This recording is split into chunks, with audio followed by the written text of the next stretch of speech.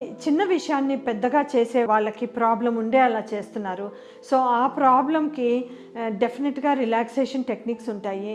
అంటే యోగా, మెడిటేషన్ ఇవన్నీ కూడా మన థింకింగ్ ప్రాసెస్‌ని రిలాక్స్ చేస్తాయన్నమాట. మన థింకింగే కాదు, థింకింగ్‌తో పాటు మన బాడీ ప్రవర్తన కూడా స్లో అవుతుంది.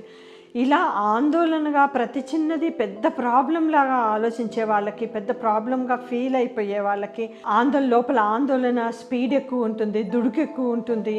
వాళ్ళు ఏ పని కూడా కరెక్ట్‌గా చేయలేకపోతారు. అయితే దానికి రిలాక్సేషన్ టెక్నిక్స్ చాలా ఉన్నాయి. తర్వాత కొన్ని బుక్స్ చదవడము, తర్వాత మ్యూజిక్ ఇట్లాంటి ఆర్ట్ థెరపీస్ కూడా చాలా హెల్ప్ అవుతాయి. ఇంకో విధంగా స్పోర్ట్స్, వాకింగ్, ఫిజికల్ ఎక్సర్సైజ్ కూడా బాగా హెల్ప్ అవుతాయి. అంటే మైండ్ ఫిట్‌గా ఉంటే బాడీ ఫిట్‌గా ఉంటుంది, బాడీ ఫిట్‌గా ఉంటే మైండ్ ఫిట్‌గా ఉంటుంది.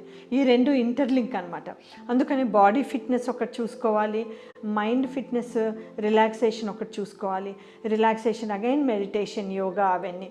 ఇవే కాకుండా మ్యూజిక్ థెరపీస్ అని, లేకపోతే డాన్స్ థెరపీస్ అని, చాలా జూంబా అని చాలా రకాలుగా ఉంటాయి. ఎవరికి ఏది వీలయ్యి రిలాక్స్ వాళ్ళు ఫీల్ అవుతారో ఏదైనా చేస్తే అది చేయడం బెటర్. సో, ఈ పనులు చేయడంలో వాళ్ళు రిలాక్స్ అవుతారు. వాళ్ళ బ్రెయిన్ రిలాక్స్ అవుతుంది, రిఫ్రెష్ అవుతారు.